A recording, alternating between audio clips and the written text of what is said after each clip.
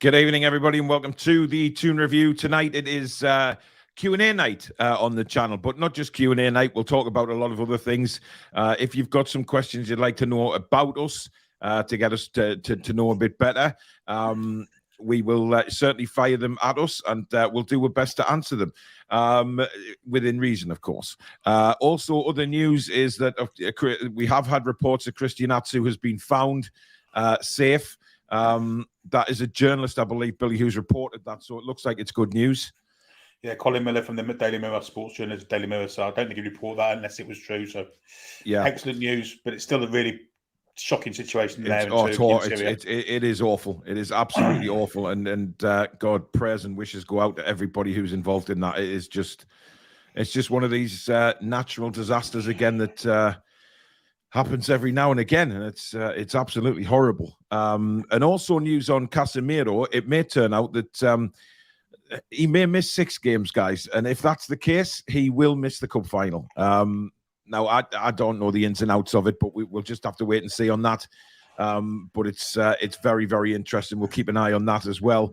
And of course, tickets went on sale today for the Carabao Cup final. Apparently over 10,000 tickets have already gone. That's interesting because many people who were in sort of period 3 even are now panicking in case they don't get tickets. Listen, it is what it is. I know there's a lot of people being happy today and have got tickets and have been posting them on social media and things like that, saying, yes, I'm going to the final. I finally got tickets and things like that. A lot of people haven't, and a lot of people are worried. There's a lot of scamming going on out there, guys. We mentioned this last week on the channel. There is just please, Newcastle United fans, be careful. Because people are selling them for extortionate amounts of money, way over face value. And I know the temptation is there that you want to support the club and things like that, and that's fair enough. But please don't, put yourself short and lose money over something like this, because, Newcastle fans are selling to Newcastle fans, ripping them off left, right, and centre. It is a disgrace. The second-hand ticket sites are also selling tickets for well over £1,000, sometimes up to £2,000. Come on.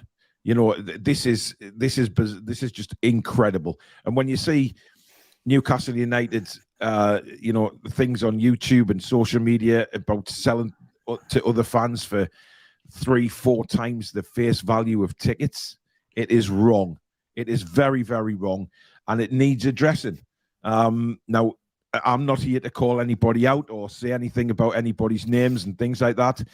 We don't do that. But what I will do is tell my viewers to be very, very careful, because it is a shit show out there of people trying to make money off people that haven't got that kind of money, and will, because of their desperation to see Newcastle at Wembley, they will put themselves at serious financial risk.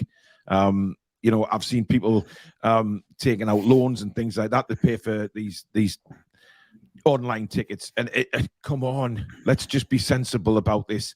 If you can't get to Wembley, then there will be places you can go. You can still go to London. You can still enjoy the weekend in London. You can still see the football match, but just not at Wembley. But you can still go to London and experience the amazing atmosphere that is undoubtedly going to be created by the Newcastle United fans. But don't put yourselves in danger of being in financial trouble, especially in this day and age where we can hardly pay for bloody electric and heating and things like that. You've got to just think it is football at the end of the day. It is football. It's not life and death. If you can't get to Wembley, then just enjoy it somewhere else. There's going to be plenty of places you can go where fellow Newcastle United fans are, and just have a fabulous day. Make a whole day of it, make a weekend of it, whatever you want to do. Just do that. Don't put yourselves in financial problems, guys, please. And I'm sure the other guys feel the same way. We don't want you putting yourselves in trouble. Just enjoy it wherever you can. It's going to be an amazing day, amazing weekend. It doesn't necessarily have to be at Wembley. You can go anywhere and enjoy without ruining yourself financially and taking loans out and things like that, man. Come on. Diane says, does anyone when you go online for Wembley tickets, if the seats are offered, only the Newcastle ones. I have the job of trying to get my sons, and I don't want to muck it up and be in the Man United end. No, everything that you buy on the Newcastle site is in the Newcastle United end. I think is it the west end of the west end side of Wembley we've got? I'm sure I read that today. It's somewhere. It's west something, but you will be with all the Newcastle fans. Sean, good evening. He says, everyone, just looked at ticket prices on the internet for Cup final. Man United tickets, £600 plus, and this shouldn't happen, should it? There you go. I mean, that it is what it is. Ian says he's got a question for us. What do you guys do for a job, and what did you do before this, Paul? Billy, do you want to take this one? Yeah, I'm what is known as a CNC programmer. I program and set and operate computer-generated lathes, which is basically a factory. It sounds much more exciting than what it is. It's really boring, actually, but it pays the bills. Exactly. Before this, basically, I was at Children's Services and worked for North Tyneside Council before I got Parkinson's and had to give all that up. But then I managed to pull myself together and create this channel, which is going really well, and long may it continue.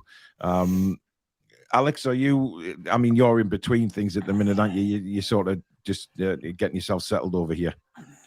Yeah, I mean, I was a business English consultant and teacher in Poland, and now I'm back. I'm just doing odds and sods. Yeah, and I'm looking at a career change in the next few weeks, actually. So, just having a look. You know, the world is my oyster because I can't really do what I did in Poland over here. It is not applicable. So, having a look at a few different avenues. Absolutely. Tom says, "Good evening. I've got a ticket. I can't stop smiling. Well done, buddy." Well done indeed. It's very exciting for people that have got tickets, and by the end of the week, then all the periods will be over, and then we find out. I think it's Valentine's Day, who has won the ballots, which it's amazing. So we'll not know the full story until probably a week tomorrow. Jim says, Paul, we both keep African cichlids. How is your fish room coming on? And what are you stocking? Well, Jim, I'm going to be brutally honest here. I need help with my fish room. I think everybody knows that I'm a massive aquarist as well. I love keeping tropical fish, mainly African cichlids. My main tank is African cichlids. I've got a smaller community tank. I've got a tank behind me as well in my office. But I need to create a fish room. I have a fantastic shed outside, basically, which is all bricked. But I need some help, Jim, because I've never created a fish room before. I need to know how to do racking. I need all sorts. So if you can help me, Jim, drop me an email, and I'm sure we can get something going in the shed, because I want to keep loads of tanks in there. I want to have a full fish room where I can just go and chill, because it really does help me de-stress with the illness and everything. So yeah, it's pretty much that. So African cichlids like yourself. Zishan, thank you for your $17.99.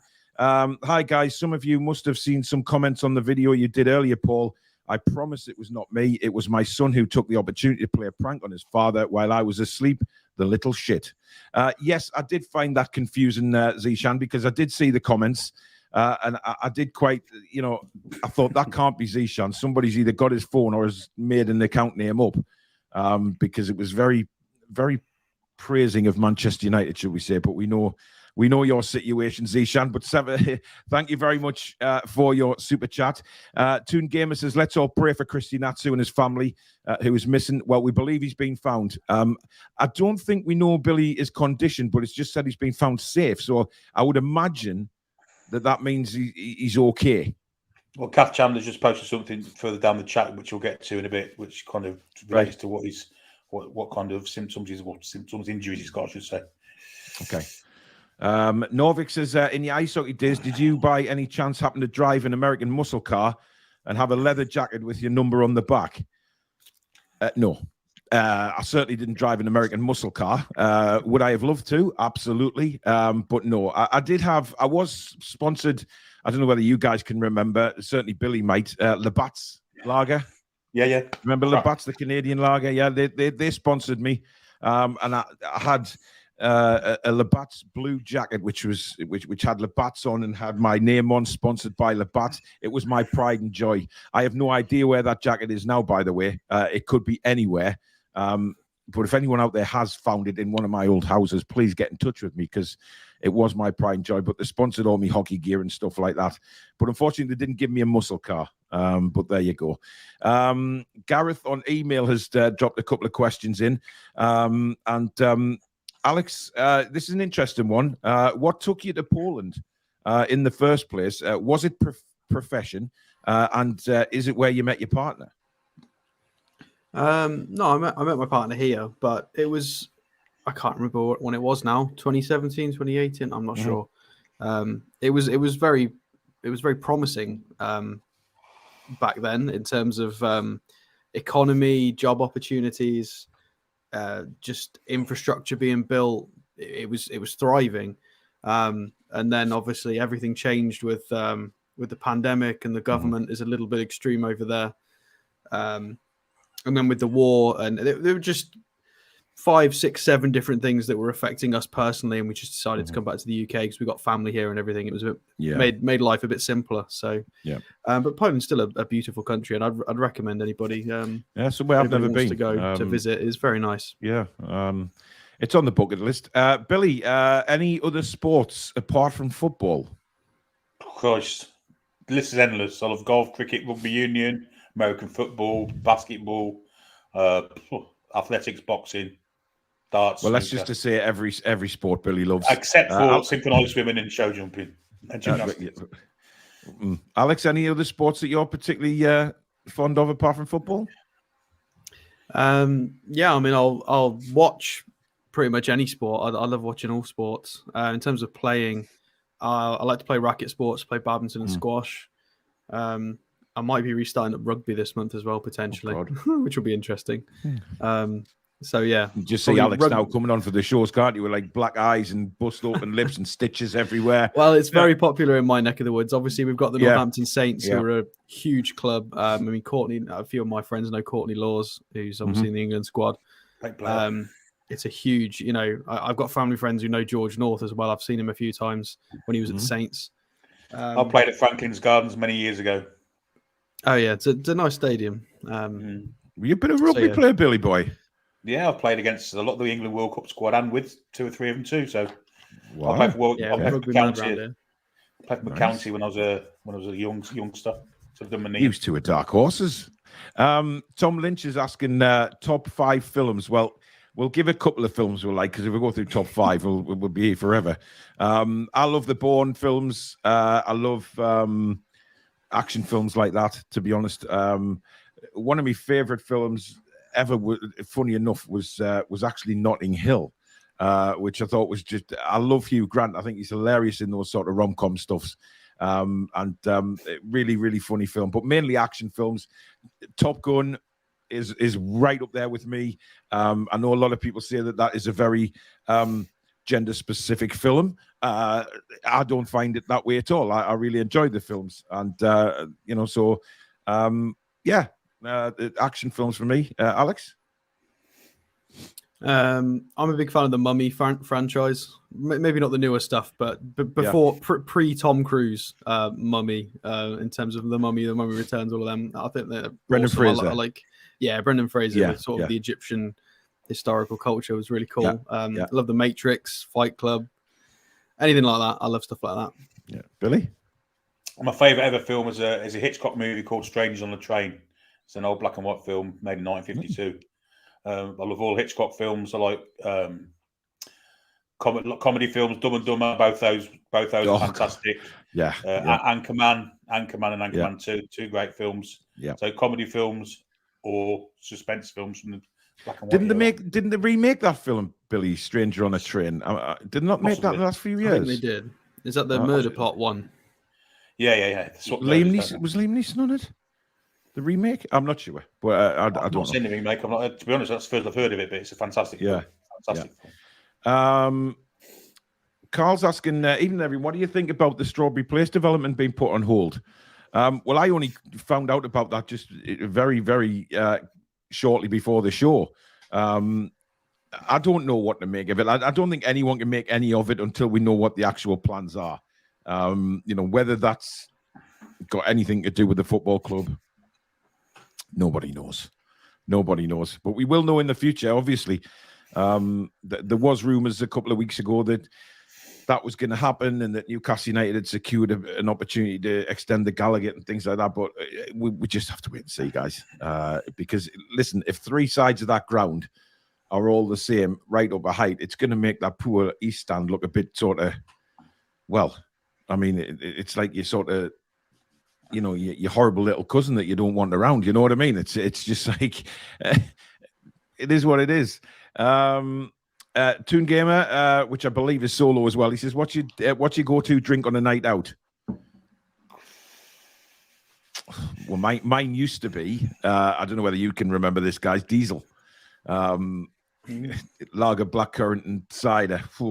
I hit on that quite a lot until I started peeing purple, and that was it for me. I knew it was time to give up. I'm still yet to have my first taste of rum. I have to admit, I keep forgetting to buy a bottle. But Alex, your favourite tipple at the minute? I'm a weird one. I'm seasonal. It depends. It depends on the climate and where I am as to whether I'd have vodka or red wine or lager or even an ale. It just depends. I mean, at the moment, I'm actually I've gone off alcohol a little bit because I'm trying to play sports and train a lot, and I'm really busy. And drinking just stops all of it. If I'm drinking, I can't go to the gym. I can't go play sport. I can't drive. It just traps me. So I'm not really drinking at the moment because it's just annoying me. Yep. Billy?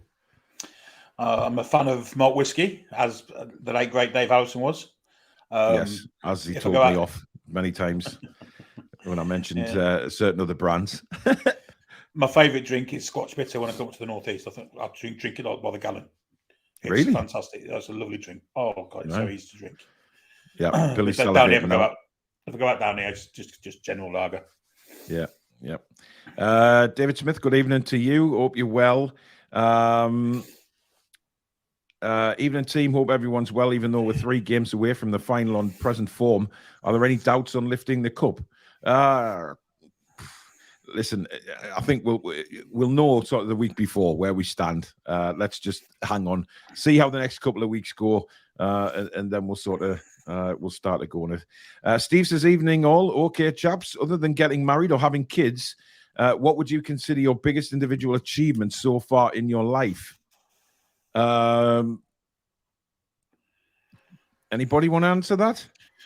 Well, playing rugby to such a high standard that I did when I was 16, 17, managing to have trials for the England Colts and things like that. And then I've done my knee and playing. And I played rugby since I was the age of 4, never got injured. And then did my knee ligaments playing for the indoor cricket of all sports. Wow. Ridiculous. Wow. Alex? I beat Loughborough for my university. I played against Loughborough and I beat them once. Lost in the away end at badminton, and their badminton centre is ridiculous. They recorded our match and they had like a black box where they watched from. It was ridiculous, but we beat them at home. I think we're the only team to beat them in the league that season, so that was probably my proudest achievement because they got like 2 lads in the full China kit tracksuit and they were far better than us, but we won. So well, mine would be this is going to sound really boring, but this channel, from where I came from sort of 2015, 16, completely rock bottom when I got diagnosed with the illness, and then with the help of a lot of people pulling my life back around again, and the other one, apart from sort of this, is meeting Susan, because she changed my life. And these guys know what Susan means to me and what she's done for me. I can't ever put into words how much Susan has changed my life and brought me back around from when I thought there was nothing left. You got Parkinson's, you're on your own. Yes, I had my kids there as fantastic support, but they were young and they didn't quite understand. My eldest did, but I met Susan. She was well aware of all the illness, the illness and things like that, and she just turned my life around and has made me from rock bottom to one of the happiest men alive on the planet. And no matter how I feel, she always manages to put a smile on my face. And all I say to you guys out there is, if you meet somebody like that, don't ever let them go, because they're very important to have around. And Susan is just a remarkable woman, and I class myself as one of the biggest. It wasn't an achievement. It was, as far as I'm concerned, I'm the luckiest man in the world for meeting her. So I have to say that she's just incredible. Ice hockey as well was one of my big sports. Getting to the Great Britain side was a big achievement, but not so much an achievement at Wembley Arena, Billy. So we'll not go into that one though. Geordie Howie man says, Ian and all, watching the goings on at City shows why maybe our owners are being cautious and doing things legally. I mean, this is very interesting, Alex, because Manchester City, it's now being banded around that they could actually get a points deduction. And it would hammer them if that happened. Because, listen, I said on the video this afternoon, a fine is no good. It is no good, because the owners, that's what they're hoping for. Because if you just keep getting fined, they can keep doing it, and a financial penalty is nothing to them. But where it hurts is a points deduction. Yeah, I mean, this effectively supports what I've said yesterday, which is the owners might, and Dan Ashworth are potentially just being careful to not break any rules now, early doors, and just never break them. Just follow the rules step by step, grow naturally. Because it looks like Man City are being done retrospectively. They're being done for stuff 5 years ago, 10 years ago, whatever. Over 100 offences. I think Henry Winter posted. That's a lot of offences. So it kind of brings into context why we're doing what we are, and makes me less frustrated that we didn't bring in anybody else in the transfer window. I think we've tried, but we're trying not to break any rules. And if this means we don't have any issues in the future, I'm fine with that. We you know, the money is kind of there, but we're not allowed to spend it based on the rules yet. But we will be able to soon, once we've got, you know, some contracts expiring, and some revenue and some sponsorships. It'll be fine. So I'm all right with this, and I hope. I don't know, what do I want with City? I don't know what I'd want with City. I wouldn't want them relegated. I've seen a few people suggest they should be relegated. Yeah, do Rangers and send them down to the bottom division. I think that's never going to happen in a million years. I think a points deduction that takes them far enough down the table in which they don't qualify for any European competition for a season. Yeah. I just bring them down to size. I'd ban them from the 2 domestic cups for the following season. I'd ban them from Europe and point deduct them down into mid-table. I mean, this is the second time that they've been charged. So if they are found guilty this time, it has to be a bigger penalty. It has to. They need to set a precedent so that people don't do this in the future. And I don't want to see Man City destroyed, but they would need to have sort of a season of, all right, you're not allowed to win anything because we're not going to let you. You're just going to sit in mid-table and not do anything for a season, for a full year. And then they don't want that. That's not cool for them. So, and then that would set a precedent where other teams hopefully will not then go and break a million rules, because they won't want that to happen to them.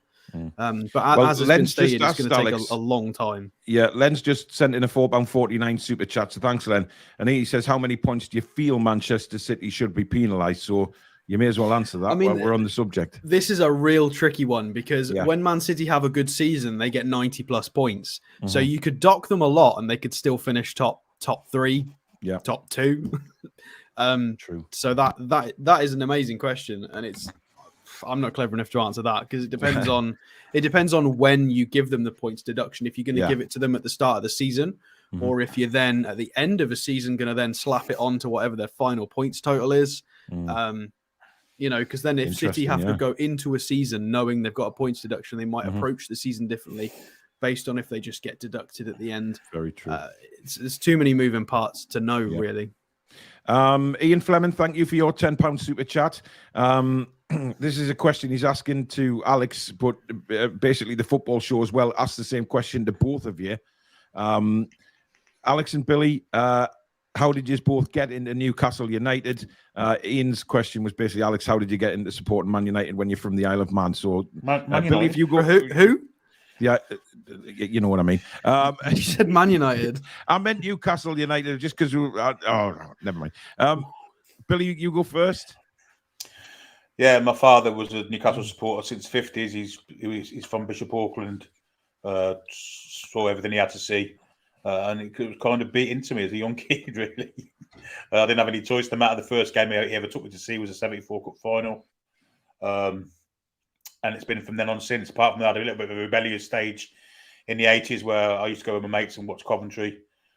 I wasn't there in heart, but I was there in spirit and boozy kind of lunchtime sessions before the game. But once Kevin Keegan came back, I jumped in off both feet, and yeah, that was it. That was me. It's been in my heart since I was a 4-year-old kid, really. Alex? Well, I mentioned this the other day when I was asked, but being from the Isle of Man, obviously there isn't a team, although there is a team now in the football pyramid, but there wasn't one. So I had a kind of a free hitter who I wanted to support. Neither of my parents were interested in football, but my dad's side were all Sheffield Wednesday fans.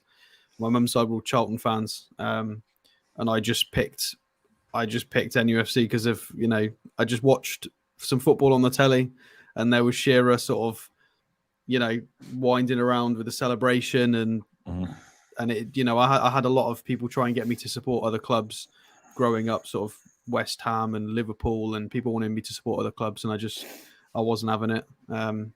I just stuck with it. Growing up, I'd got the full. I've seen a few of these posted on Twitter. I had the full bedroom. I had the bedspread, the lampshade, the wallpaper, and I've got a bit of it here. We found it in the attic actually when I came back from Poland. I got this, which I can't remember what this is called. When you do the top of the wall at the trim, I've got this as well. No, something is it? Is that what you call it? Button, something like that. Yeah, no, I had the whole lot. So wow, interesting.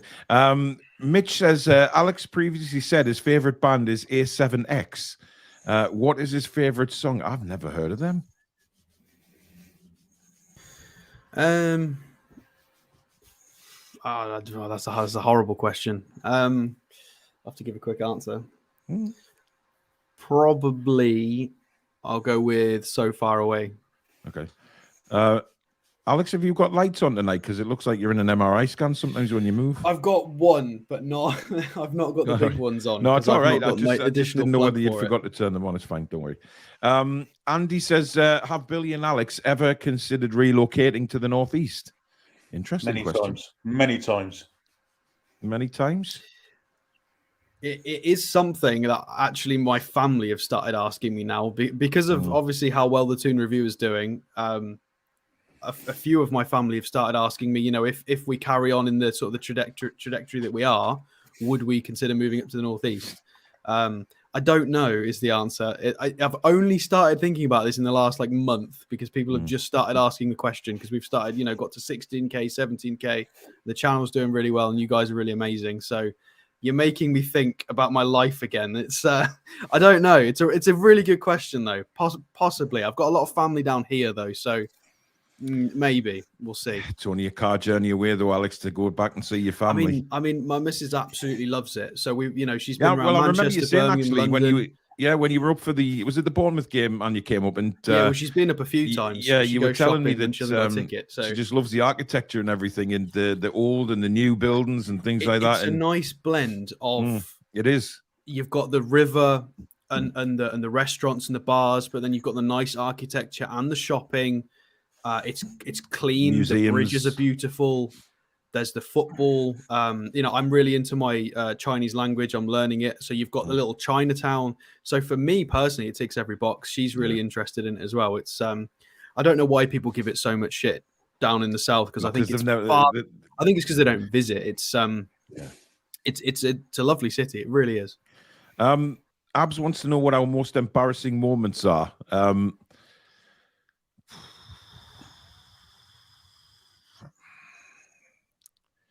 Well, I mean, mine. I can't say one of them. Billy had an incident with a tortoise once. That's as far as we'll say. If you want to know more about that, go and watch an old episode of TTR Friday. Let's just say Mike's wife went for a smear test, and there was still parts of me inside where the camera was.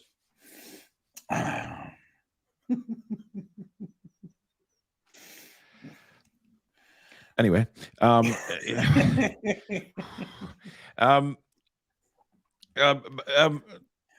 anyway, let's move on. Francisco, good evening to you, my friend. I hope you're well. Let's have fun getting to know this crazy bunch.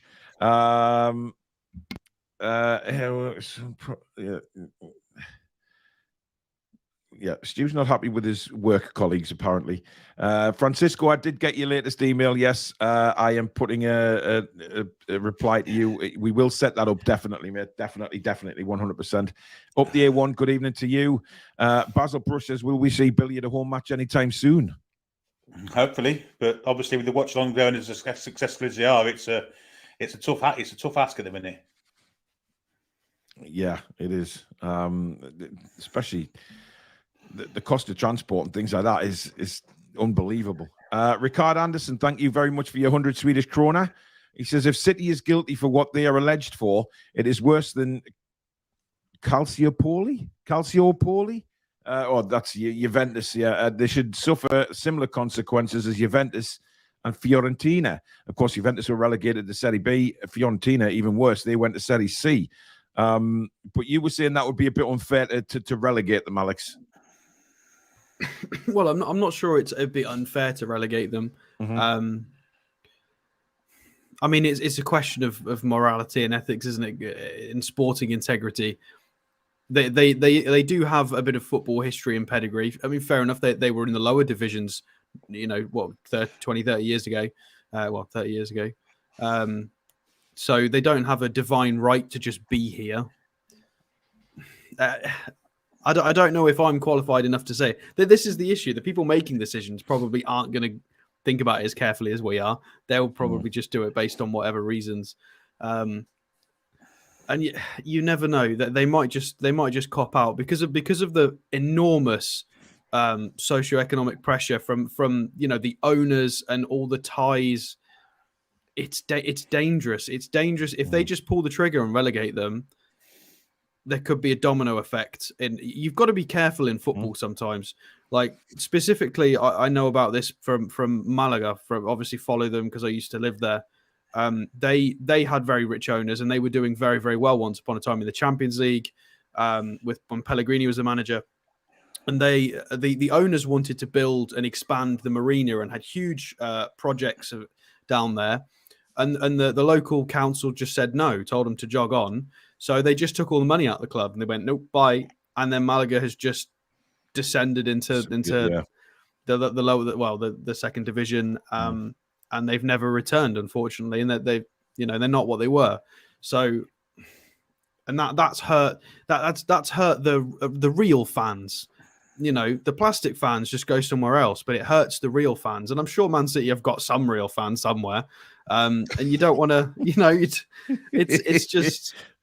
It's punishing them, but without destroying because we talk about NUFC with a sense of community it builds, and they do so much for the region with community support projects and the food bank. So if the club just disappeared, it's not just the football you lose everything else. And I'm sure City have got all those things in place as well, I would imagine, and they would lose all of that aspect of it. So you've got to be careful. It's a juggling act, really. Yeah. Zishan, thank you for another £4.49. He says, I love Newcastle, love the city, been a few times, but home is home. I live not too far away from Billy in Kenilworth. I wouldn't move for any amount of money. Simon Faramond says, how can 10,000 tickets go in the first period if those went to the away cup match first? Maximum of 3,200 for each away game. Do 6,400 possible sold only. No, it wasn't just that, though, was it? It was... I think there was another thing in that. Look, I don't know how the work. Simon, if I'm openly honest, we just have to go with what they've been told. Now, I'm not sure where the over 10,000 tickets has been sold today has come from. I'm not sure whether that's the club or whether it's a third party. But again, there's certainly over 10,000 in the queue. That's for certain. There was, yes. You can get in the queue without being qualified for it. Yeah, well, no, you can queue it. You can queue. But when you get to the point of buying, it won't let you buy if you haven't got the credentials. Because there's a few people went in the queue just to see how many people were in today. But when you get to the actual site, the buy ticket site, it won't be highlighted for you to buy the ticket. It'll just be grayed out because you don't fit the eligibility yet. So it's interesting. Stephen says, let's rent a hot air balloon and hover over Wembley because it's cheaper. Yeah, but the problem is, Stephen, there's certain things as called flight paths. I don't know if you're aware of them, but there's 4 airports around London. You've got Heathrow, Stansted, Gatwick, and of course London City. So there's lots of planes flying around on a daily basis, and I don't fancy getting London somehow. Well, yeah, London. It's called London Luton, but it's Luton. Yes, it is. But I wouldn't like to be in a hot air balloon faced with a bloody a Boeing 777 coming at me, to be honest. I think of nicer ways to pass away, if I'm openly true to my word. Tom Dixon says, I've seen plenty of scammers today on social media. They're all over the place. I just looked at the Wembley ticket site, 2,400 up to 8,200. Yeah, that's for Club Wembley. And that's for, I'm going to say that's for a year, as if I make it sound like it's quite cheap. It's ridiculous, is what it is. And they make it so sort of spangly by saying, oh, you've got your ticket for the England games, the women's games, the cup finals, and things like that. Nah, not having it. Not having it, guys. I mean, it's all right for people who've got like loads of money, but I mean, the prices in London are ridiculous as it is, Billy. Yeah, I mean, the cost of living there is ridiculous. You can't. You have to be earning 50k just to survive, really, there a year. And of course, try to balloon over Wembley. You never know if the American Air Force is going to be around to shoot it down, do you? Say that again. If you're in a balloon over Wembley, you never know if the American Air Force flying out of Milden or well, like that. Yes, I mean, you never know. You might run into a Chinese balloon. You just don't know. The balloons are from all over the world flying around at the minute. It's crazy.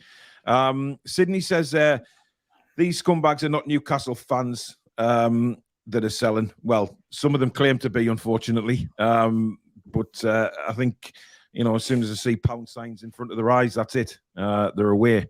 Mrs. Toon Review says, good evening, everyone. Don't forget to get your questions in, hit the thumbs up, and most importantly, enjoy the show.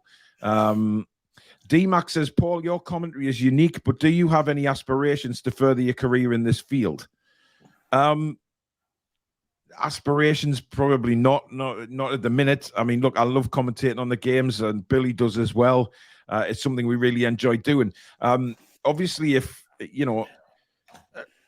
somebody listened to the commentary and kind of came forward and said, look, we'd like you to do this, would I try it? Probably I would, yeah.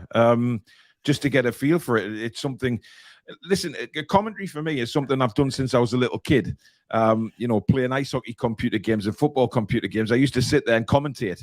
I've always had that sort of side of me that wanted to get into the media and commentating, but it never kind of worked out. But to get the opportunity to do it on the YouTube channel is fantastic. I love doing it. I take it, saying my commentary is unique. Like some of the things like tickle my tonsils with a lion bar and things like that, or slap my face with a wet trout, shave my face with a rusty razor, all this kind of thing. I'm not sure how the likes of Sky or BT or TalkSport, whoever it may be, would actually like their commentators saying that kind of thing. But it would be different. I guarantee you it would be very different. But yeah, look, if somebody emails and says, oh, I've heard you commentating or I've heard Billy commentating, I'm sure we'd look at it, because it's something, commentating on football. I mean, how much better does it get? You know what I mean? It's, I would love to do it. Andy says, does anyone know how much grandmothers fetch these days? Oh, dear me. I wouldn't do that. Let's have a look. People saying well said from the start of the show about the tickets. Steve comes up with if we had national ID cards and linked the tickets, one person, one ticket. Retro Andy says, I'm buying a bunch of helium balloons and I'll hover over Wembley. God, there's going to be some accidents, I tell you. There really will. William says, I joined as a member a few days ago. I will never go back to Sky whilst you and Billy carry on commentating. Oh, thank you very much. That's very kind of you. Shamrock says, I'm going to watch it in the pub in Belfast, probably surrounded by Man United fans, but I'm going to love it. Yeah, I mean, especially if we win. That's the main thing. Let's have a look at Gareth's questions again. What was your first ever job, Billy?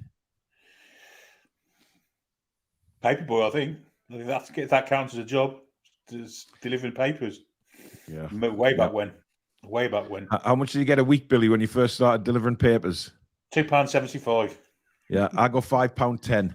And I used to think I was rich. I used to use the 10 pence to buy a packet of Polo Mints on a Saturday morning, when Polo Mints were 10 pence. And then Funny, it was a pound more. You what? If only it was a pound more. Yeah, well, yeah. If it was £6.10, then it was written in the stars, wasn't it? But unfortunately, it wasn't. It was £5.10. But you know, with the way the sort of the financial market went, I suppose these days it could be classed as £6.10. But there you go. Pedro says, Paul, were you previously married, and how long have you been with Susan? Yeah, I was married to my 3 children's mom I was with her for a long time. Married for around 5 years. It all went downhill after I got Parkinson's, to be honest. That's when it all changed and the marriage broke down, etc. But being with Susan, this will be 4 years this year, which we've it's been the happiest 4 years of my life. I'm not going to deny it. She's just a wonderful, wonderful woman, and I'll always shout it from the hills, and I'm not embarrassed to say it either. You know, you get blokes who are embarrassed to show the feelings to everybody, not me. I'd gladly shout from the rooftops that she's engaged to me, because she's just incredible. She's got a heart of gold. She's fantastic with my children. Lily, her daughter, is like a daughter to me. I love it a bit. So I class myself as having 4 kids now, and it's just fantastic. So she's just amazing. We've got a £5 super chat coming from Johnny Ola.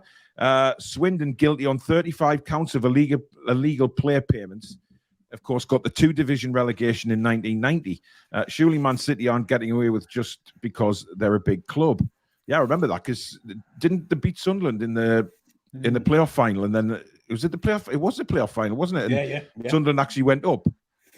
Yeah, that was down to Lucari, wasn't it? And betting offences and things like that as well. But look at Chelsea when there was like 80 accounts of it was to do with signing kids, essentially, just cheeky, going through parents and not going through the correct channels. I think it was over 80 odd instances, and they got a 1 window transfer ban and a fine, which if City get that, it's not going to hurt them that much. You know, they'll probably get forewarning for it, and they'll sign in advance of it anyway. So we'll see what happens. I've got David to be honest, Smith, it doesn't sit right. This Man City thing doesn't sit right with me. Why has it taken them 5 years or 10 years or 15 years to come through with it? I agree. It's just something doesn't seem right right with me. Man City seem to think they've got irrefutable evidence that will get them off. So if nothing's going to happen this season, it's going to be a long, drawn-out legal affair. It is take because 5-6 years for it to happen. Yeah, it could go to appeals courts and everything, so it's ages away. David Smith, thank you for your £4.49. He says, as the channel has grown, has there been any recognition from the club? In one word, no. That's my biggest disappointment so far, I have to say. I think we as a team were very disappointed when we've seen other YouTube channels get media appearances at St James's Park, sitting in the media area. We are by far and away the most viewed live shows. I'm not saying recorded shows. Some get many more on recorded shows. However, for live productions, we are the highest viewers. There's no question about that. And I'm a little disappointed, because I feel like maybe the trolling had something to do with it a couple of years ago. I just don't know. But that to me is our biggest disappointment, that we haven't been recognised. We got to the final of the Football Content Awards as a finalist with some massive channels. Well, with Matty and Adam, who have both been recognised. Yeah. You've both been to media days. But they've been to media days, and we haven't. I've had no contact from the football club at all. So if there's any sort of disappointment from the time the channel's been going, it's that. But look, it's early days with the new owners, and they've reached out to some channels already and podcasters. That may happen to us. It may not, but it may happen. Hopefully it will, and hopefully we get to they get to see what content we've got on Newcastle United, and hopefully they like it, because I think this channel's in a good place now. We'll always have trolls trying to bring us down. That is an everyday occurrence, but we just don't pay any attention to them anymore. But we will always do what we do because we love it. And, you guys keep coming back and watching because you were enjoying it. As long as that is the case, this channel will continue growing. We've got some very, very big plans coming up for the channel. We will eventually launch a Patreon, which is going to be doing podcasts, not what we do on YouTube. They'll be separate from what we do on YouTube for you to listen to. So you can sign up and become a Patreon of the channel. So that's going to launch very, very soon when I pull my finger out my backside. There's a lot of stuff to look forward to. And hopefully one day. That's what we do hope for. We hope for recognition. We've had recognition from the girls' team, of course, the ladies' team. We've had Freya come on. We've had a couple of others say that they'll come on the channel. We just need media permission now because it's all under Newcastle United. So the media team needs to be aware of the ladies' team as well doing any interviews. So the one with Freya that we did was brilliant. It went down very, very well.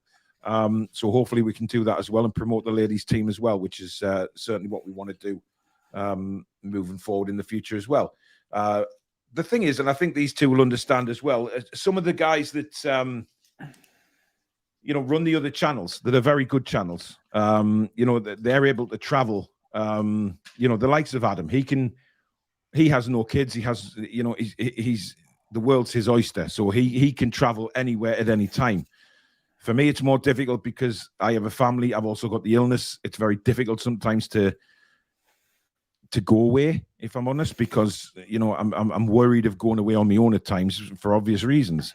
But Alex has certainly sort of put himself forward to go to events. He went to the Content Awards. He's there's other sort of events on that we can hopefully send him to. So there's a lot going on behind the scenes, and I think that's what people don't quite understand. I saw idiots on Twitter the other day saying, "Oh, how there must be failures in life if they're just sitting in front of a camera doing."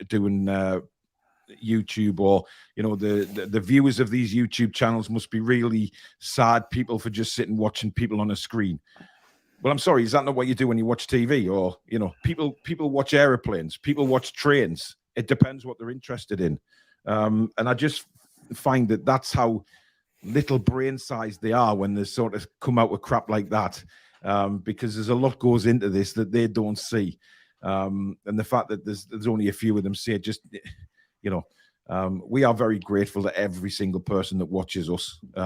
We really are. We don't take this for granted. That's why we work so hard at what we do. Billy's planning some great stuff for Patreon behind the scenes with like historical stuff. He's getting some people involved in that, which we're really looking forward to. Me and Alex are going to be doing some shows, hopefully getting some guests on as well for podcasts. So because it might be easier that they don't have to come on camera, that we can just do a podcast and get some more people interviewed. So we've got a lot coming up, and it's very exciting. But it is hard work. It really is. I mean, I'm in here a lot during the day in the office, creating videos and thumbnails and all sorts of research. Alex does a lot of research behind the scenes. Billy's putting stuff together for podcasts. So but these two have jobs separately as well. So it's very difficult, and just have to manage to fit it in. But like Alex mentioned before, as the channel grows and gets big, which is where we want to be. We're not going to hide that. We want to be as big as possible. I want these guys on board full time, and that's the long-term goal, and that will always be the goal.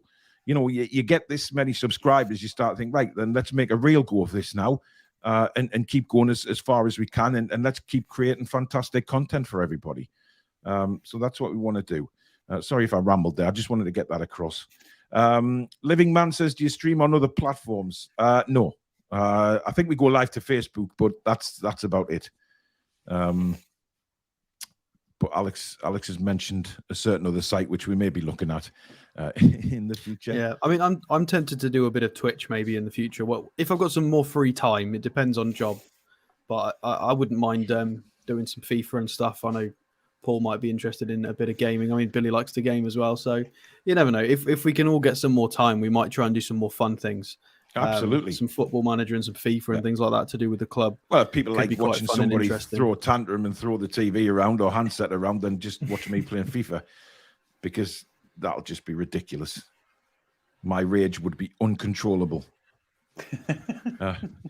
Anyway, Kath Chandler says Atsu has an injured foot and breathing problems, but he was on the 9th floor and is alive, which is all that matters, and praying for the others now. Well, that's, I mean, 9th floor, friggin' hell. I mean, you're coming down a long way there.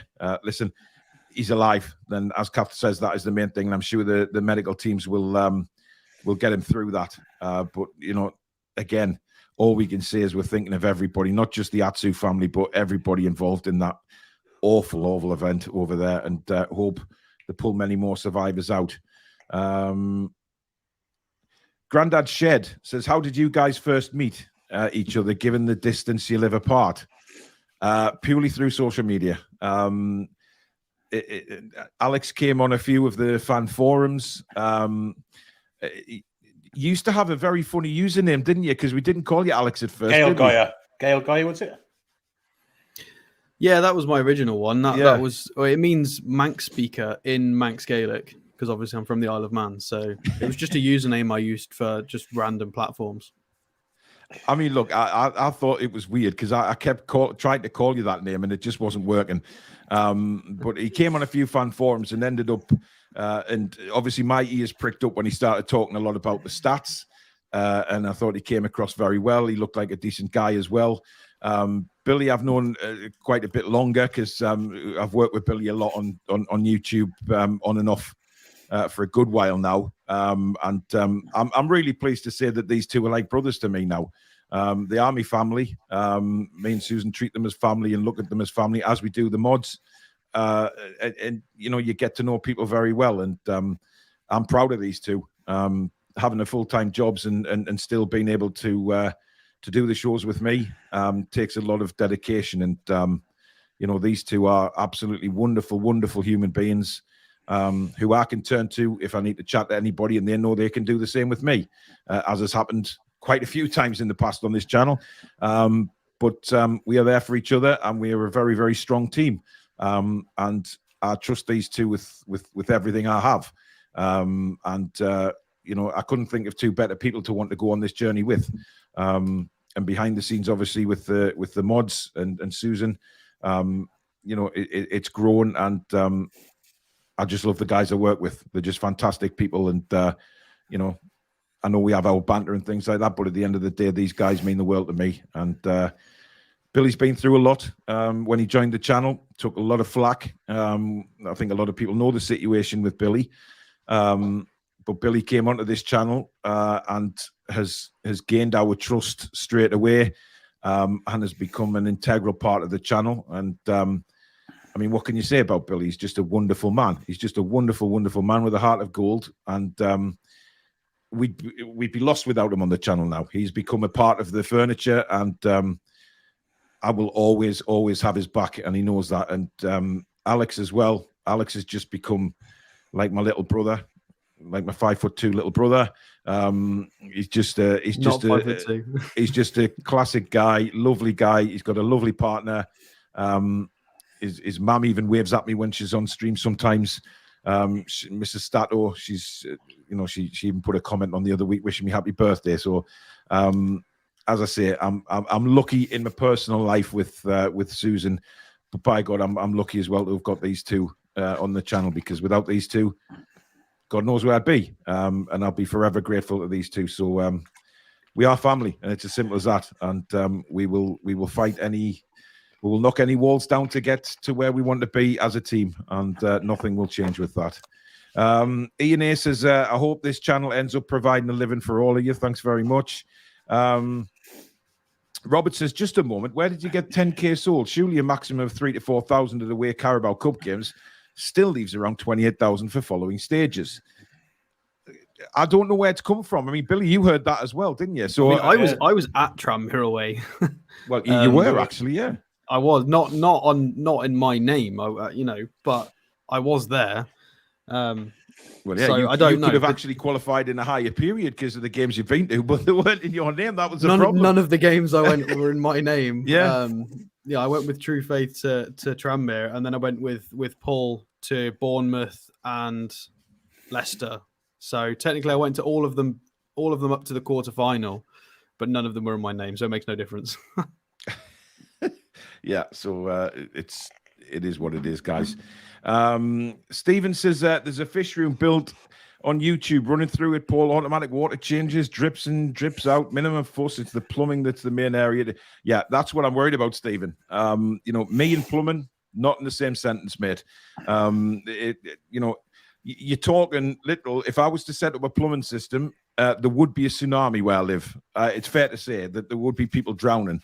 But Sean says, thank you for your £2 super chat, Sean. He says, do you plan a full Monty film and star in it? No. Billy? I'm sure he's done it privately. I haven't been off, excuse I'll be honest.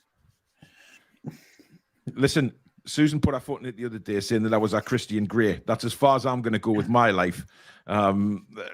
Full bloody Monty. I mean, Alex, I could imagine you, in the pub, on a New Year's Eve or a Christmas times, rather drunk in the pub and suddenly get on the table and start, Billy, you can imagine Alex doing that, can't you? I mean, I'm not going that down that area. No, I'm doing it. Well, you've probably done it. I've definitely done it. Wow. Pedro says, Billy, can you drive? No, I can't. Never learned to drive in my life. Never? No, I had 19 lessons. I was close to passing my tests after 19 as I was when I started. Horrific. Wow. Roy says, King of Qatar says, unpopular opinion, drop Miggy, put Maxi on the right and Gordon on the left. We've had a lot of questions about that. It's interesting, actually, when we come to do the preview for the Bournemouth game on Thursday night, what we think are going to be, what we think is going to be the lineup. But that is for Thursday night. Mark Danny Dawson said, hey, Paul, Billy and Alex, no question, really. I just wanted to say from the wife who was a stroke survivor and myself, a cancer survivor, you've all been an inspiration to us. Brilliant channel. Wow. Thank you so much, guys. That means a lot. It really does. And we'll hope you're on the right end of those illnesses now. We've had quite a few questions asking why you two support the Toon, but they answered that earlier on. Darren says, for all you guys, when was your first ever Newcastle match? Well, mine, the one I remember is the Brighton game in the Gallagher when Peter Beardsley made that tackle and chip over the goalkeeper. Never forget that game. But my dad said I've been to a couple earlier than that, but that is the one I remember. Billy? Yeah, the Cup Final 74. I can remember Bruce Forsyth. I remember the smell of burgers and onions and carnival atmosphere and getting a slap around the head from my dad for saying that Kevin Keegan was the best thing on the pitch. Because I knew who he was because he was the only player I'd really noticed before on TV. So yeah, Kevin Keegan was my hero then. He was my hero when he joined us. He's still my hero now. 50 odd years. Wow, Alex. I mean, I mentioned this one before. This was the first time I've seen us play was at Goodison Park. I'd got obviously my father was friends with John Jeffers. So we went to watch. I think it was in the 2000-2001 season because obviously in the 90s I lived in the Isle of Man, so yeah, I couldn't swim to come and watch a game. It was a bit different. And I was a kid, So it was dependent on to watch a game. Well, it whether I went depended on whether my parents would take me. Not on. I couldn't just decide to just go and watch. It was a very long trip, really. So yeah, first time I think it was 2000-2001 season. Maybe I might be wrong. I think it was that season. It was 1-1, and I got very upset that all the Scousers were telling Shearer to F off, and I got a bit lippy, and I was in my full black and white kit in the family end at Goodson Park. But never mind. Even shorts, Alex. Even shorts. Yeah. Wow. Interesting. There's loads of questions, guys. I'll not be able to obviously read them all out, but I really do appreciate you putting them all in. It's absolutely incredible. Geordie Boy says, Alex, how's your singing voice? I ask because when you speak, you sound so much like Keane's Tom Chaplin. Wow. I can't say I sing much. I mean, I play the guitar and the piano, but I don't sing. Interesting. But didn't you vow to sing on this channel? I think you vowed for me. I'm not sure that's the same thing. Well, I'm not sure I did. I'm pretty sure you said you'd sing. The only thing I vowed myself is that I will go blonde if we win a trophy, and that might be happening very soon. Yeah, I'm going to say 1st of March could be the big reveal. Yeah. And we've got £10. I know. And the beard, Alex. You've got to go the full blonde. You can't. What does Bruno do? He doesn't do the beard, does he? It doesn't matter what bloody Bruno does. It's what you doing for. It is because it's based on the whole Gaza and Bruno and Joe Linton doing it. That's why, because it's kind of like Abel Xavier. Remember him? He just dyed his beard as well, didn't he? Yes, he did. Peter Rising, thank you for your £10 super chat. He says, "Do any of you have family who support other clubs? My in-laws support Borough, and my oldest son, for some reason, supports Arsenal." Well, yes, Peter. Much to my unfortunate experience, on my mother's side, they're all Sunderland fans, mate. And on my dad's side is all Newcastle. And thank God I took the Newcastle side. But yeah, my younger brother, my mother, and her side of the family, all stinking Mackhams. Billy? Yeah, I've got lots of Mackhams on my side of the family up in Bishop Auckland as well. My stepbrother's an Arsenal / Coventry City supporter. My stepfather's a Coventry City supporter. But my dad's side, basically on Newcastle. Wow. Okay. Alex? Yeah, well, pretty much what I mentioned before. I've got all my mum's side are all London, so some of them are Charlton, some of them are West Ham, and then my dad's side's all Sheffield Wednesday. I hate Sheffield United. It's all Wednesday. I think that's the three. Yeah, West Ham, Charlton, and Wednesday. So no northeast connection at all, or northwest though. Fortunately. Yeah. Ash says, "Is this over meeting Susan, Paul?" This over meeting Susan. I don't know what Ash is talking about there. I never mind. You've said it. Okay. Okay. There you go. Geordie Rickard says, "My biggest achievement was boxing at a good standard till I broke both hands and got told to retire." Wow. Ian says, "Yep, the birth of the Toon review. How did it come into being?" Well, it was just I watched a lot of YouTube channels and I thought, I'll give it a go myself. I didn't sort of do this thinking it would become what it is. I just basically sat with an iPhone in my kitchen, and then uploaded a couple of videos to YouTube, and then suddenly the ones when I was recording in the dark days when I used to really have blood pressure problems, and scream at my camera, they seemed to get some good traction, and the channel grew. And then I started taking people on board, like Dave Harrison, for instance, who will always be a special part of this channel. He helped me grow it, and Jade as well, who was on before Danielle used to come on. Jade was a fantastic part of the channel as well, and she's still part of the channel as far as I'm concerned as well. So it just came to being just for a hobby, really, but now it's turned into a full time. And you'll always get people saying, "Oh, YouTube's not a full-time job," but I'm afraid it is, because social media is now a full-time job if you make a go of it. It's technology, it's part of life now. It's only the people that have no lives will say things like that. Shamrock says, "Paul, this channel is amazing. You should be proud of it." Thank you very much. Listen, I am proud of it, but I'm proud of the guys that work with me on it as well.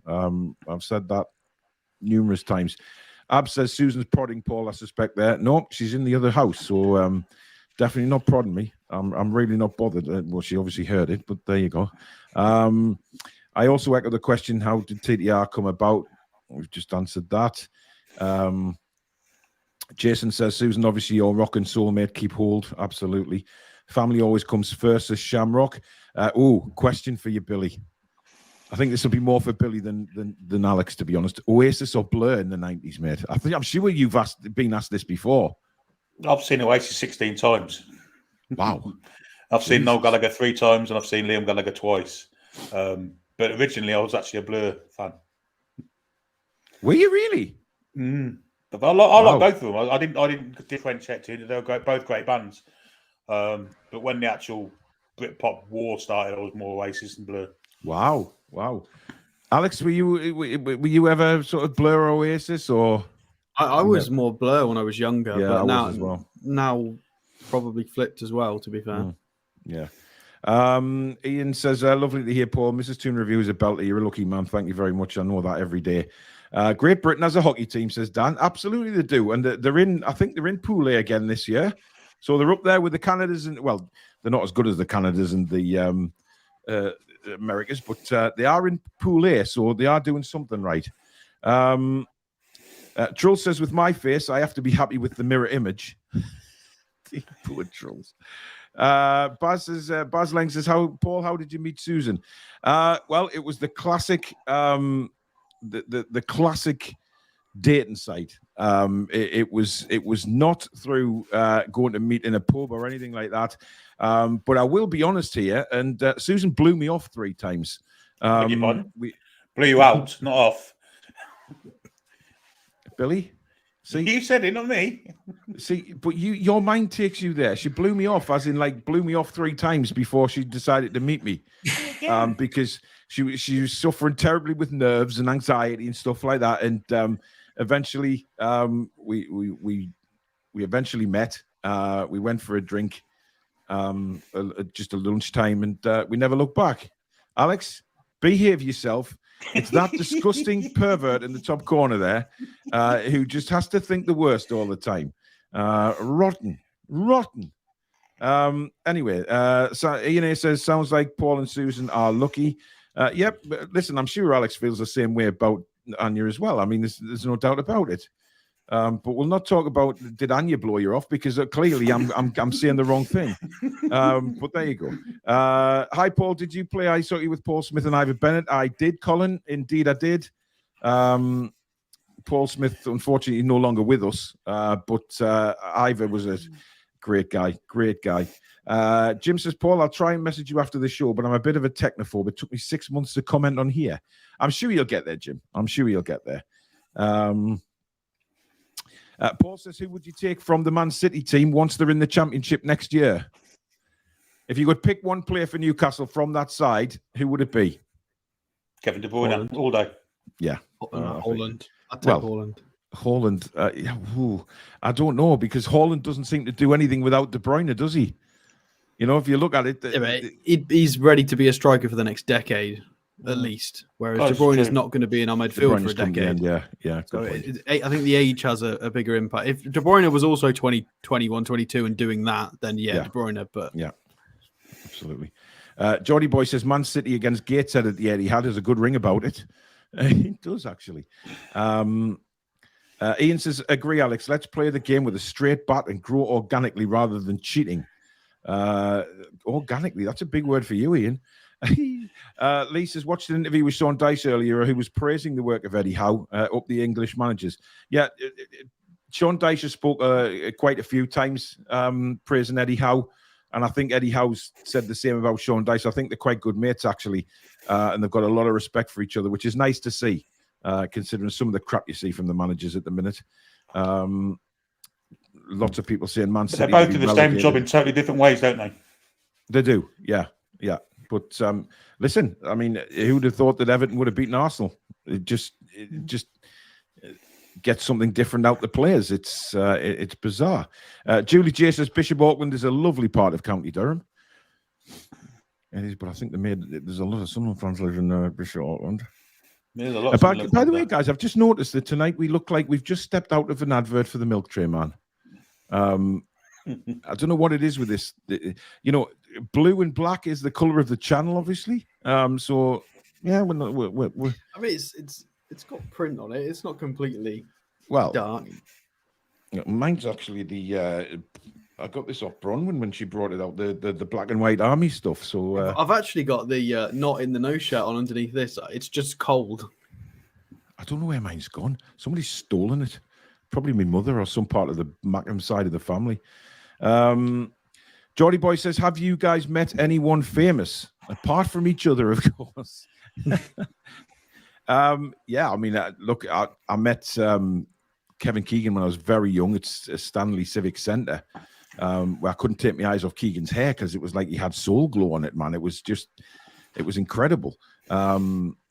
I've met Peter Beardsley, which has been an absolute honour. I love that guy. You know, there's so many over the years. I mean, probably my biggest one was. Keegan.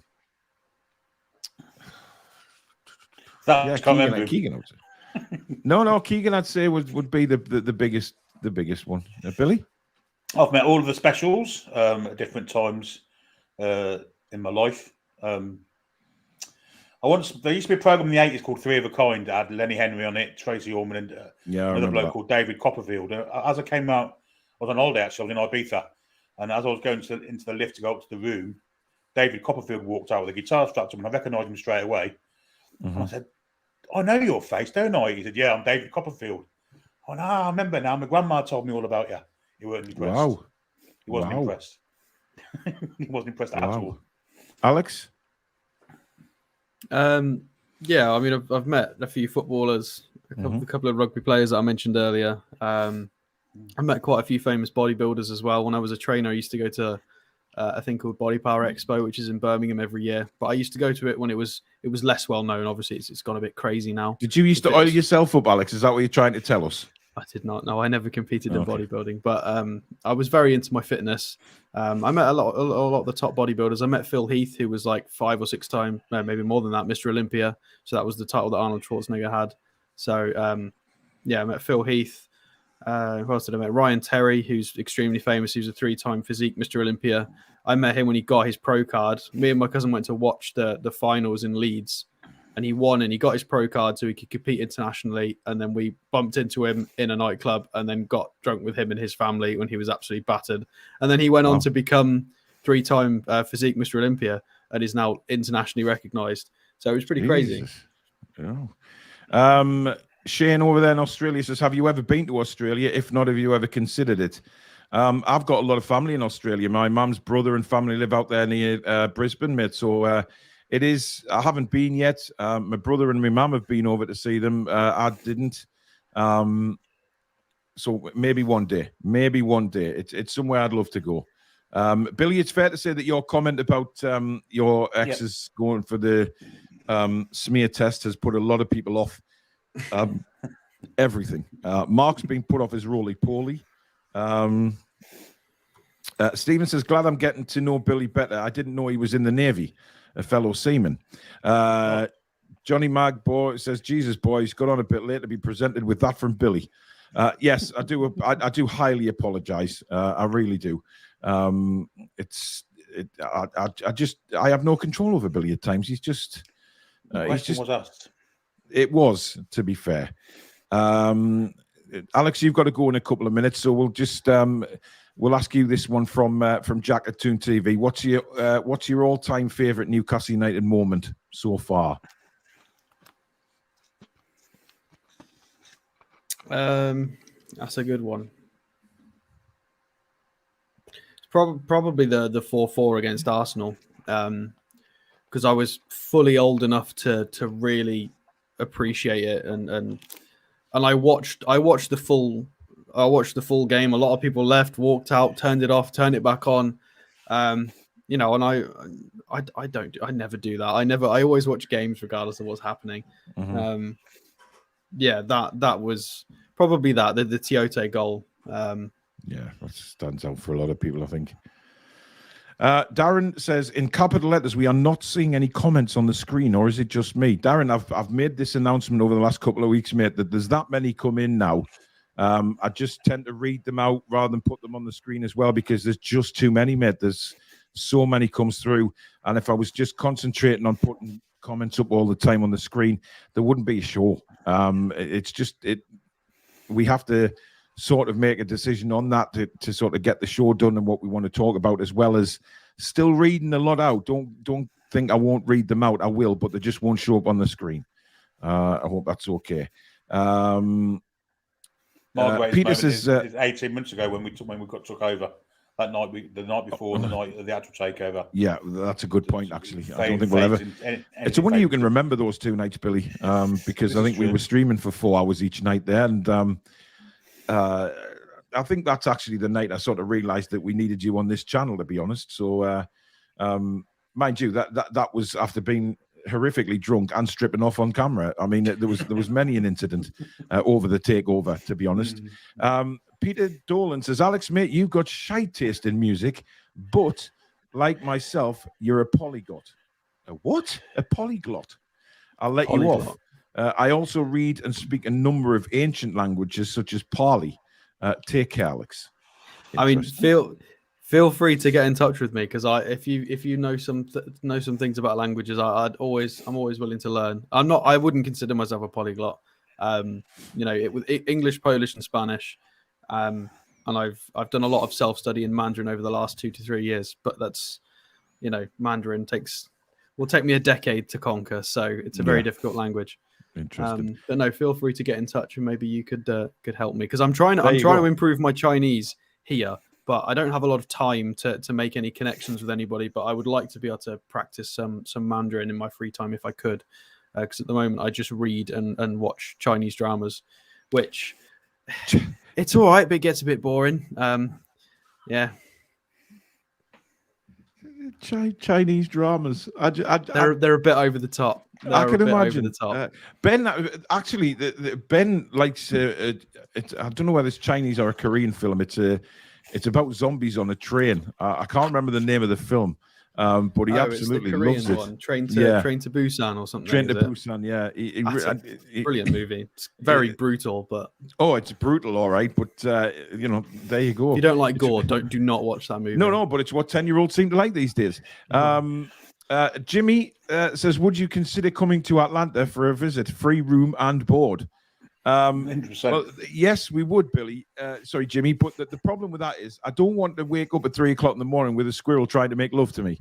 I'd have a bit of a problem with that, to be honest. TTR on tour. We can do North America and South America. Why not? There you go. Absolutely. We'll go pick up some Brazilian Wonder Kids on the way and bring them back. Yes. Irani Granny, thank you for your £5 super chat. We've learned a lot tonight, Paul. Paul worked for the council. Billy leaves his DNA everywhere, and Alex blew off some bodybuilders. Jesus Christ. You can't mix 3 stories together to make it funny. That's not cool. That's not how that works. Irani Granny does what she wants. You know that, Alex. You know that.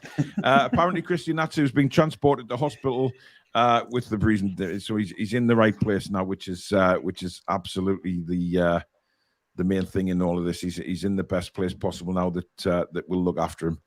DJ was thinking of Wembley Stadium tour the day before and get lost in the stadium overnight. Then the next day dress up as a steward. Interesting. Maybe. Ian McKenna says you can buy corporate tickets still. They're only 1,000 a shot. Wow.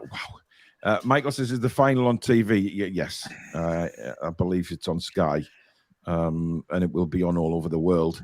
Kelvin says, I loved commentating on football games at school. Ab says they tried to block the takeover because the cartel didn't like the competition, and I don't include Man City in that, who have been the least hostile to us. Shocked how gleeful our fans are over this Premier League stitch-up. Well, they've abstained from certain votes when there've been a Premier League meeting. When they had that sponsorship vote, I think there was 18 voted against us. Man City abstained, didn't they? So, yeah, good point. Anders says here in Denmark, there's a few times fan commentators are offered on the derby between Brøndby and Copenhagen. So there you go. Goldbridge is ecstatic about City's predicament. Well, Goldbridge has been an absolute prat at the minute, to be fair. John That's says a bit harsh, though. Well, I would, if Sunderland went into like liquidation, I wouldn't celebrate that. That would mean no more derbies, no rivalry. That's boring. I thought you were calling me a bit harsh for calling. We don't want, obviously, we don't want Sunderland to be winning things, but we don't want them to just not exist, because then that's boring. There's no rivalry then. Yeah. I mean, who would our rivals be? Well, exactly. Leeds. Because Borough, just a small town in Yorkshire. John says if he became a real commentator, then he sure couldn't shout at people at Bell Ends all the time. That's a very good point, John. That's a very good point. Have you got a shoot, Alex? Yes. Yep. Yeah. My dog seemingly knows what the time is as well. It's telling me to like get up.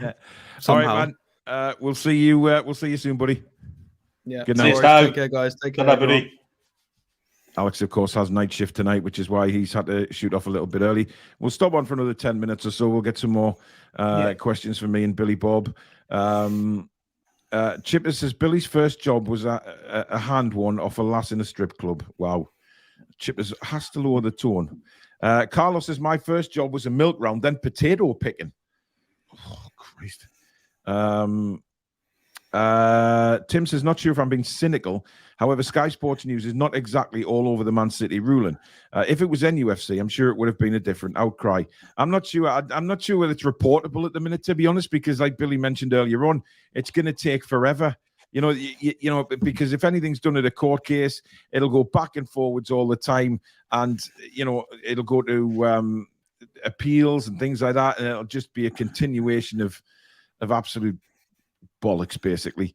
Geordie Howayman says, Paul, is your commentary based on the great Kenneth Wolstenholme? You beautiful bald bastard leads away. No, it comes out my own mouth. I don't know sometimes what actually comes out of it, because I seem to think that Sven Botman's first name is Dan, which I have a real problem with during the commentary, which happened quite a few times last week. But listen, it wouldn't be commentary, and it wouldn't be, if we were the same as everybody else, it wouldn't be very good.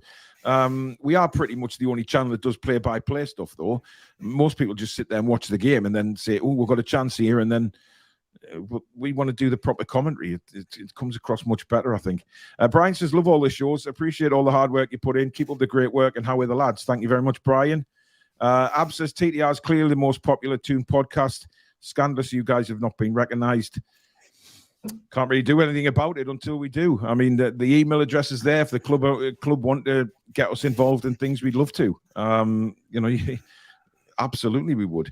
It will happen soon, lads, says Barth. How did TTR come into existence? Well, we've explained that.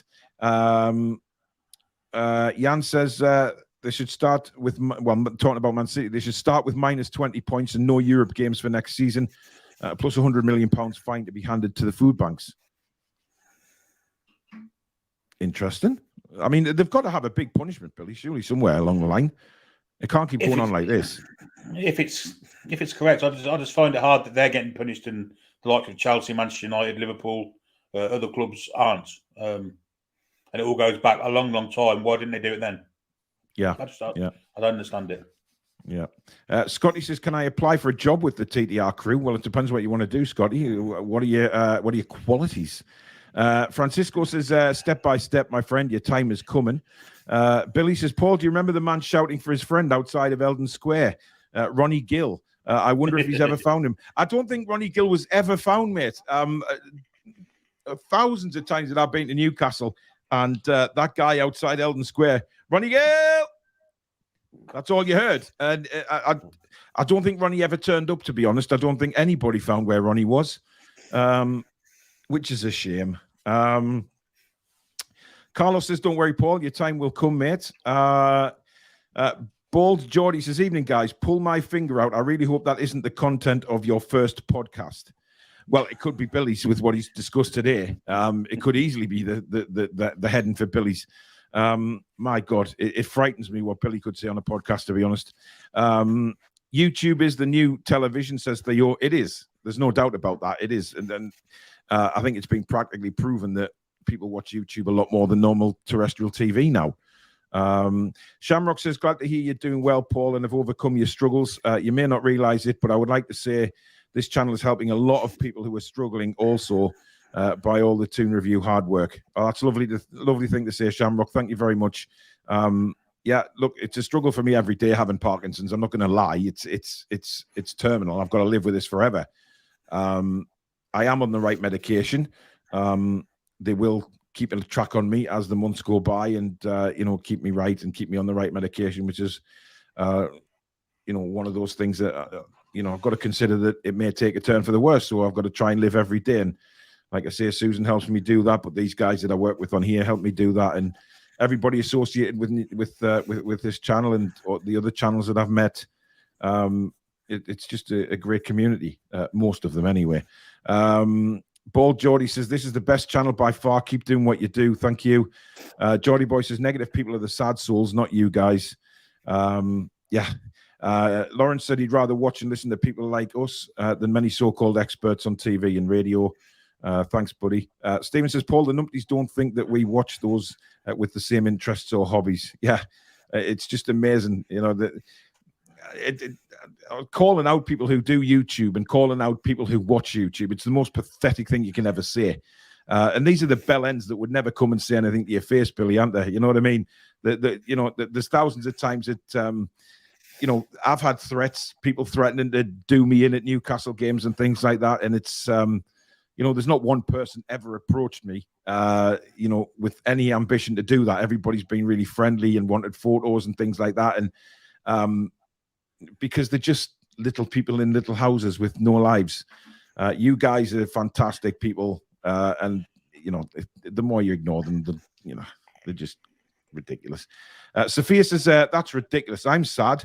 And which it at work, not at home, which is at work. Yeah, exactly. Dave says, I can't understand the popularity of, yeah, okay. I'm not going to read that out, Dave, but I understand. Look, I think with each channel, I think, has a demographic of viewers, Billy. Would you say that? Because, there's a demographic that watches different Newcastle United channels. And I think that's why some of them work, some of them don't. Some don't have a great subscription, but they keep doing what they're doing. And, I'll support anybody like that. But I won't support people using us as a channel to get a springboard and then sort us all off. Which has been done in the past. I haven't got time for people like that anymore. But I will help people who want to get into YouTube. And people help me. Young Jack a couple of weeks ago helped me with certain things for my OBS stream. So he's a great guy. He's a young kid doing YouTube, but he's willing to help other people, and that's what it's all about. Very well too. Yeah, he is. He's brilliant. Theo says that YouTube actually has what people care about most on their club's fan channel. Exactly. And if you don't like watching one, you can watch another. But YouTube has a fantastic array of different subjects.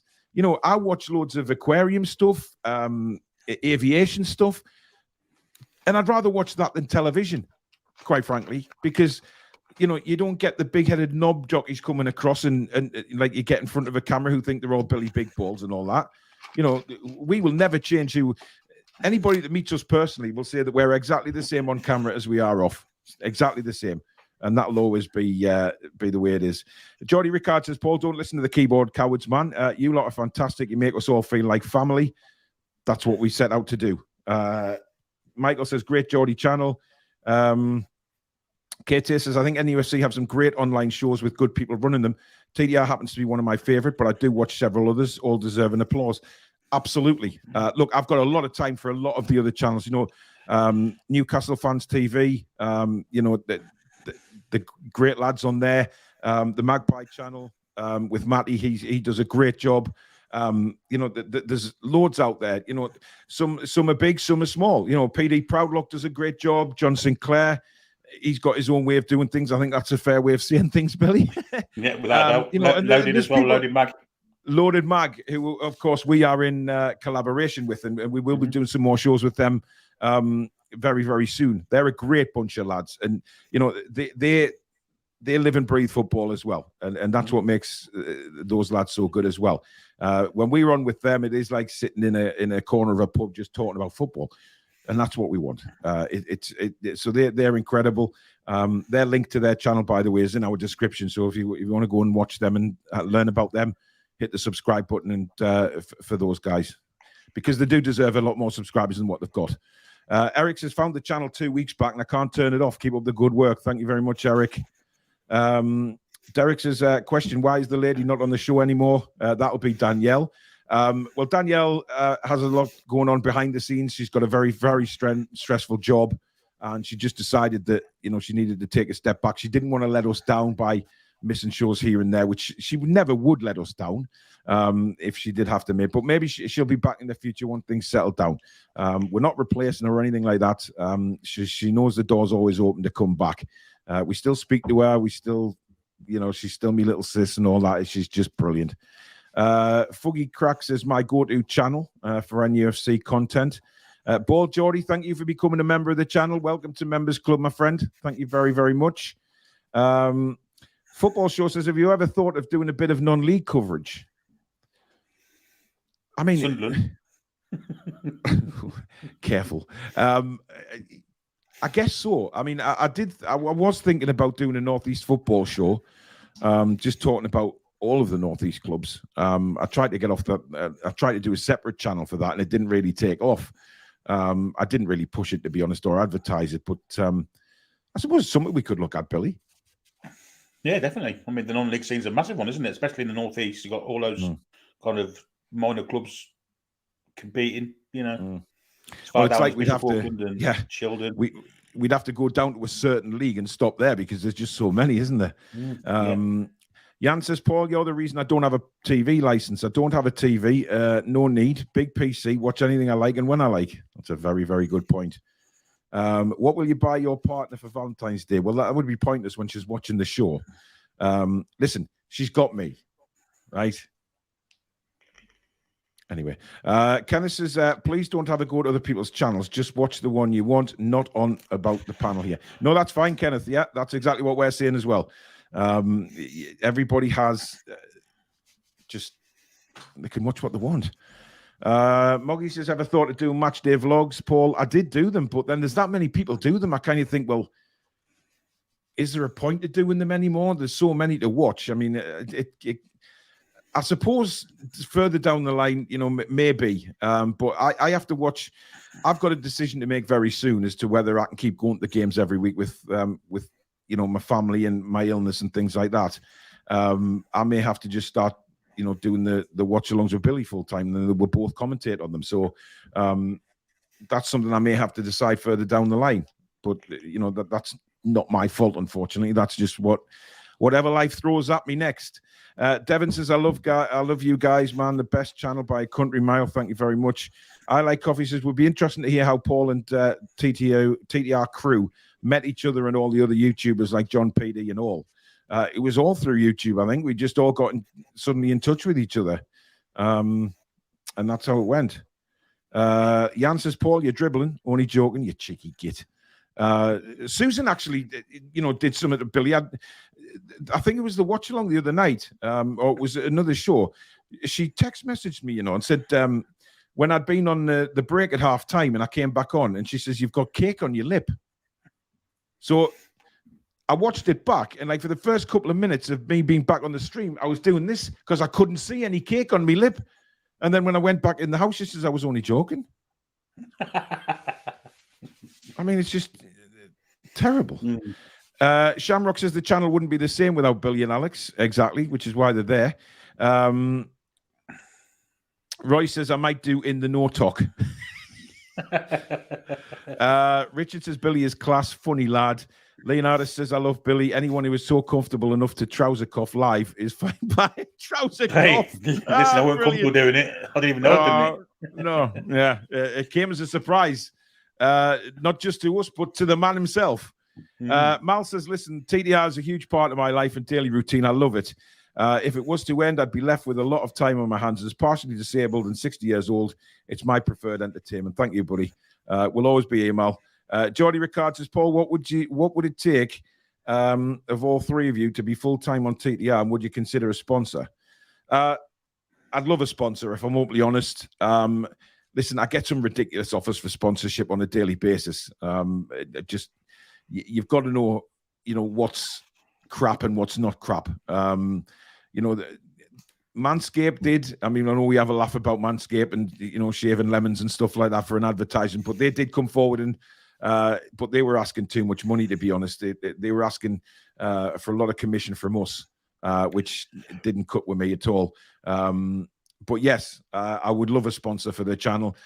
Yes, it is my goal to get Alex and Billy on board full time. I'm sure they would love to do it full time. And just attack this on a daily basis, putting shows together and things like that. And it would be absolutely fantastic. So, yeah, that is the goal. And a sponsor would certainly help with that. But the problem is that people come forward and saying, how much would you charge? I mean, I don't know, if I'm openly honest, because I've never had a sponsor yet. Rad Dad says, "Evening, guys. I subbed to your channel after my boy Rads was on before you beat us 2-0. Looking forward to you coming to the City ground. Thanks very much, buddy." Ab says, "Paul is the passion, Alex is the brains, and Billy is the filth." Charming. Dear. Ratchet says, "In India, you have a family here as well." Thank you, Ratchet. That's so kind. Carl says, "This channel saves me from the punishment of Emmerdale, EastEnders, and Coronation Street." Thank you. Yeah. You're not the first person that's actually told me that, to get away from that. You were the sole mod tonight, Susan. Working hard. She is the sole mod tonight. She's doing a fabulous job. Rachel's doing her acting. So Susan just jumped on. I think she just jumped on, Rachel. Oh, has she? She's finished. Okay. Finished rehearsals or whatever you were doing. Okay. Let's have a look.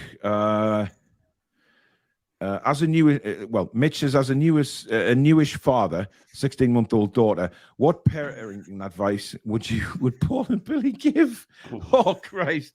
Listen, if advice that I'd give out is just enjoy every second, no matter how difficult it is, because I tell you something now, matey, it passes by in the blink of an eye. It may not seem it, but it does.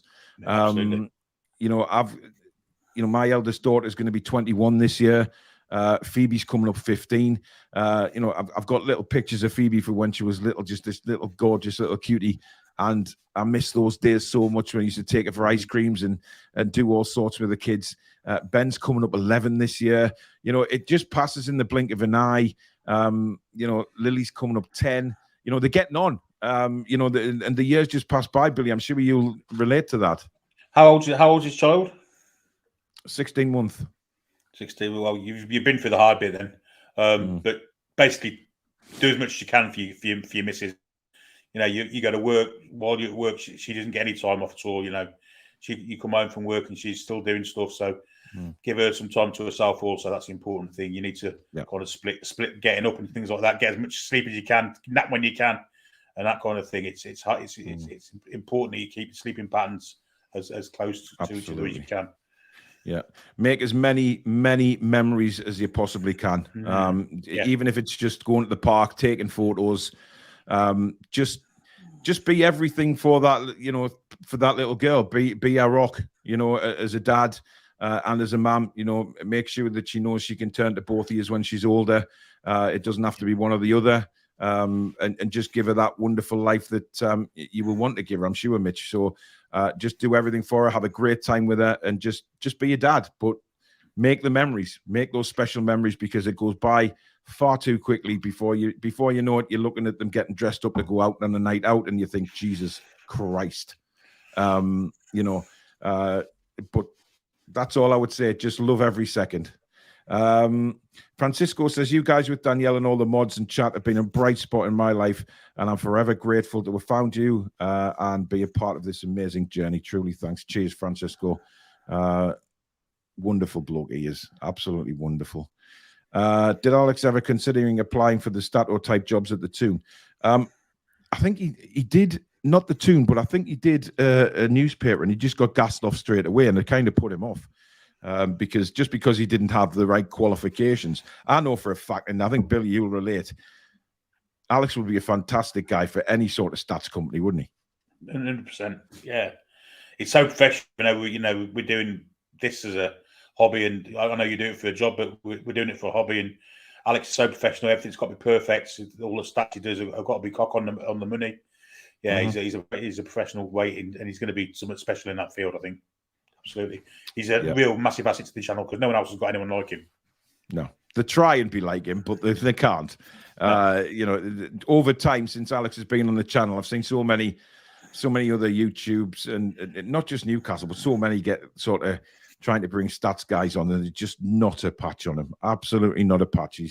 He's way in front of anybody else, to be honest. And just really pleased. By the way, Susan's battering me to get this Carabao t-shirt up, so just bear with me, Billy, while I try and upload this, because it's going to come through as a funny file format, which means I'm going to have to change it before I upload it to the site. So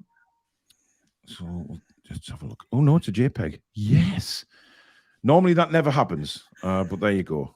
It's the same shirt that I showed you guys the other day, but it is coming soon, apparently. And it is just about to appear on your screen now. This is what we plan on bringing out very soon.